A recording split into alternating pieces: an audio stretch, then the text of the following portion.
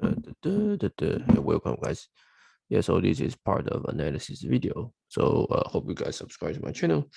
Yeah, so today let's proving the generalization of the Taylor series in the power series. Okay. So let's say theorem.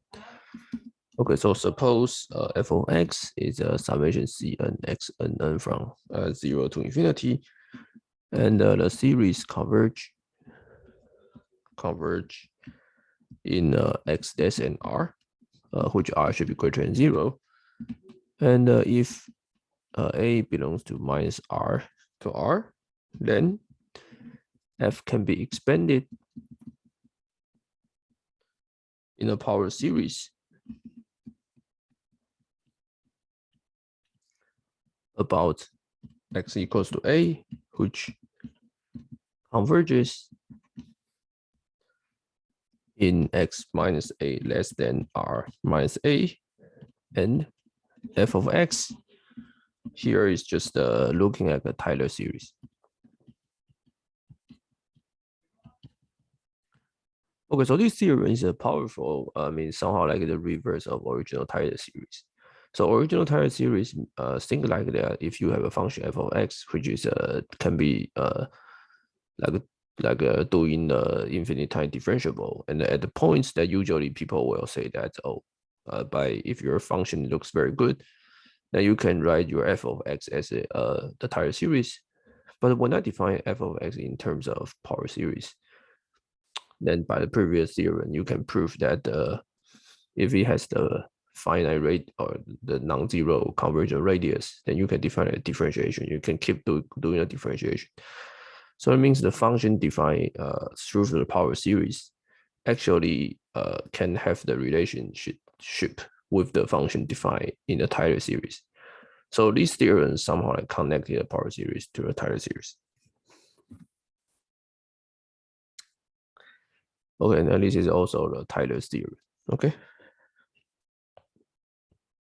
Oh, by the way, and this is works for x minus a less than r minus a. Okay. Proof. Okay, so proof. Yeah. So this is simple that you can view your x is originally only happening in this region, right? But you want to extend it to x minus a. So somehow like you cannot exceed this region. So that's why there's a condition that your x minus a need to less than r minus a to make sure that you don't outside the interval. Okay, so proof you just write f of x originally as this one. Okay, and then you return as a binomial expansion, right? So n from 0 to n, and choose m, an minus m, a to the m, and you collect it and you exchange this. Okay, and you can exchange this by the previous theorem I proved in the previous video that the double series, right? So you can change it.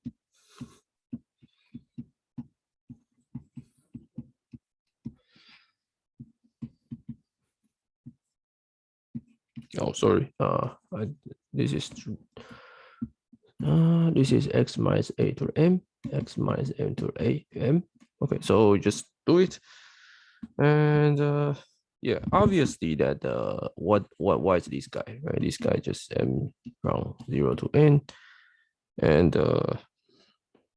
yeah, I mean you okay. By the way, you can prove it. You can exchange these two. Okay.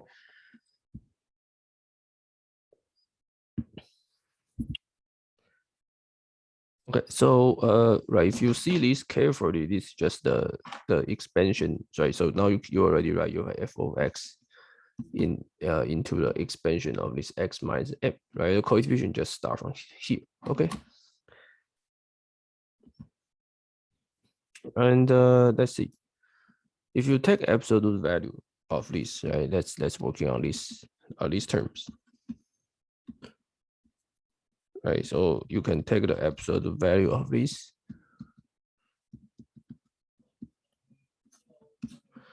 right? And then you can easily show this is part.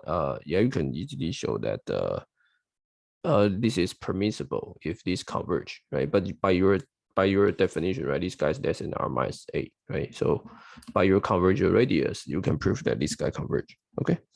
Because this guy is just the same as this.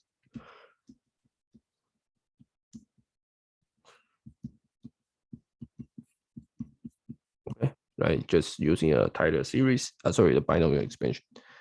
Okay, so this is less than r if your x minus a plus a is less than r, right? Okay. And so once you prove your f of x can be expanded into the x minus a to the power n, then you do a differentiation. You can do the differentiation and match with the coefficient. So that's the answer. Okay. So also this theorem is also important that we can compare the two power series. Okay. So let's say suppose summation an xn and summation bn xn converge. So both converge on minus r and r.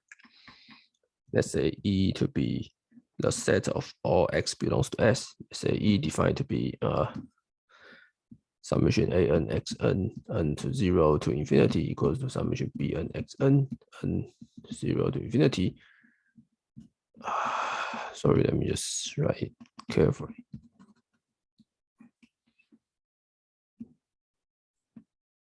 Yeah, so let me just define E to be x belongs to, let's say this is S. Let's write E to be x belongs to S such that this equation satisfied. Let's call this E. Okay, and if E has a limit point in S, so the theorem is powerful that you only need one limit point in S. Okay, then an equals to bn for all n. So once you have an equals to bn for all n, right? Then you know that what you know that this equation, right? This equation holds. Let's say star, right? Star holds for all S belongs to S. Okay, so this means that you have two power series, which they are the same at some limit points. Then they must be the same at the radius or between the radius of a convergence. Okay, proof. So let's write Cn equals to an minus bn, and then you just need to consider this. Consider this x belongs to S, right? You only need to consider f of x, and then you just need to show, right? So you just need to show f of x is 0 on E, right? So sorry, by definition, your f of x is 0 on E, but you need to show that f of x is 0 on S. Okay, so yeah, so this is the idea. Okay, so the proof goes as following, right? So that A to be the set of all limit points of E in S, so that A to be the limit point of E in S, and let B to be other points, other point in S. Okay, so by definition, the limit point in S is closed, right? So B should be open. Okay, and let's assume that. Okay, so suppose A is open. This is a trick. Suppose A is open, then you can easily say by definition your A and B are disjointed. Okay, so A and B are separated.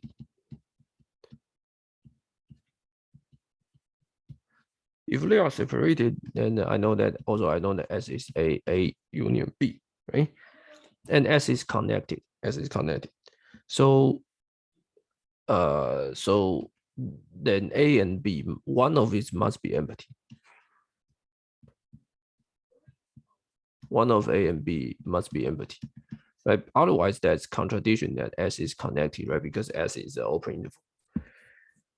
Okay, so right, but by definition, A is non-empty, right? Because I already said that at least at least has a point, right?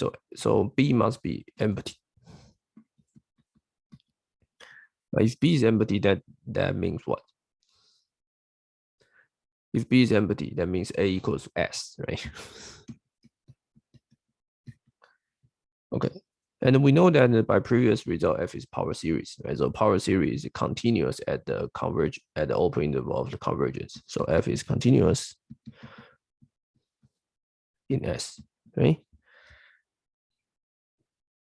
Okay, and so A also subset of E, which then E should be S. Okay. Then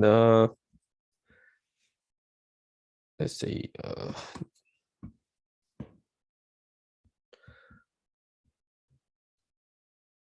okay, so if E is in S, right, which tell you that your f of x is exactly 0, right? If f of x is exactly 0, let me see its derivative exactly 0, right? So that means all the coefficients 0.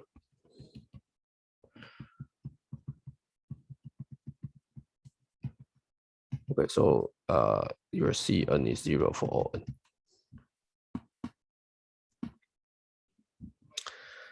Okay, so if it's 0 for all n, then which is your results, right? Because your f of s will be 0 on S. Yeah. Okay. Okay, so the remaining keys to what is to, so the remaining is to prove, the remaining is to show A is open. Okay, I think this is not difficult, right? So let's say if X belongs to A, then let's write F. So by the previous theorem, right? By the previous this theorem, I can expand F of X in terms of X0.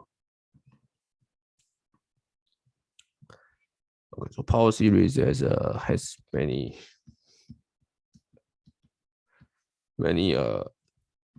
non-trivial implications. So f of x can be written as a power series, and such that x minus x0 less than r minus x0.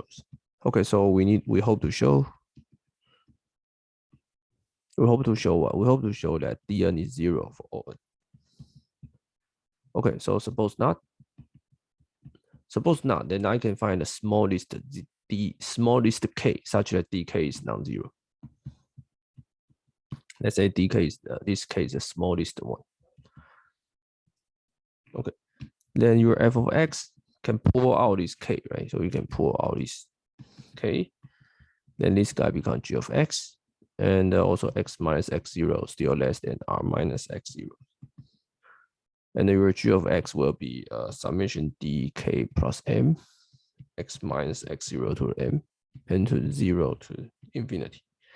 And by definition, g is continuous, right? Because it's power series. So which tell you that the g of x0s, which is dk, which is non-zero. Okay. Okay, then there's a small delta, right? Since it's non-zero, so there's a small delta such that g of x is non-zero at that delta, at that very close to x0, right? So there exists a delta greater than 0, such that the g of x is non-zero when x0 is minus the delta x0 plus delta. Okay. So if this is the case, then you prove that f of x is non-zero if x minus x0 less than delta and greater than 0 and less than delta. Okay, but this contradicts x0 is a limit point of E. Right? So remember my definition is A is a limit point of E in S. Okay. Then my conclusion, my assumption is that E has a limit point x0, which in S such that f of your f of x is 0 at x0. Okay. So it is contradiction. So that means what? All the Dn should be 0. Okay. So then f of x is 0 for all x, which right, which you satisfy what? Which this equation holds. Okay. So that means what? For this equation holds, right? So that means for each x0's neighborhood, right? For all neighborhood of x0, right? Because if f of x is continuous, right, at that point 0, then by my proof that all the dn is 0, right? When I do the expansion of x0, okay. So that means the neighborhood of this equation holds for all the neighborhood of x0's, x minus x0's, right? Because this dn are all 0. So for all x which is close to x0's, this f of x must be 0 if it satisfies this relation. Okay, so which prove that A is open, right? Because for each x0's, you can find open interval such that f of x at that open interval is still 0. Okay, so this is a proof. Okay, I think once we already get all the power series theorem finished. So basically, the idea is that okay. So let me just quick summary. Okay, so the summary of the power series is that in general, if you have the some converge non-zero converge interval, then you can write f of x into this. Suppose you can write f of x defined to this. Then you can easily do the differentiation point-wise, term by term, and do the differentiation term by term, however, and then you can do the infinite differentiation, and you can also do the integration.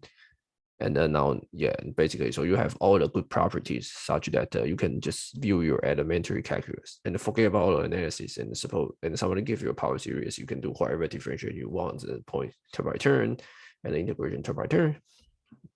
Yeah, and then moreover, this series, series, so or this sequence, this coefficient exactly match with the Tyler series. So this is the amazing part of this of this connection from Tyler series to a power series, right? Because power, you can forget about all the Tyler series and ask about power series and use all the uniform convergence property. So that's why we need uniform convergence property to connect the power series to the Tyler series. Okay, so that means what I want to say is that the power series is very natural, that you can do whatever you want, at least at the converge open interval, right? So you can do differentiation and or however you want. So that means you can define new functions. So PID is that you can define new functions. You can define a new function from power series. Okay, so one way to define a new functions you're using power series. So you can start define a so-called some exotic functions which is showing the engineering math like gamma functions or some common exponential, and also the stochastic. And you can also define a lot of functions, and start from here. Yeah, you can. There's also beta functions. Yeah, I mean there's some function that you can define through power series. Yeah, and so in the next, okay, and you can start here to doing some Fourier analysis. Okay, so Fourier analysis is a big topic that I should maybe in the future I should build all the new video list to talk about Fourier analysis. And there's some Dirichlet kernel or there's a analog of Fourier series, the analog theorem about Fourier series like the polynomial. So there is a Stone-Weierstrass version.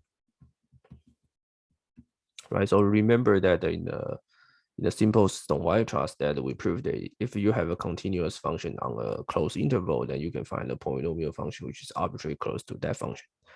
So if your f is a periodic from 0, periodic with the period 2 pi, then you can find a trigonometric trigonometric series which is arbitrarily close to that function if your function is continuous. Okay, so this is a very interesting thing that I will give the proof. And yeah, so in the next few videos, let's just talking about application of power series, and that's it. See you guys next videos.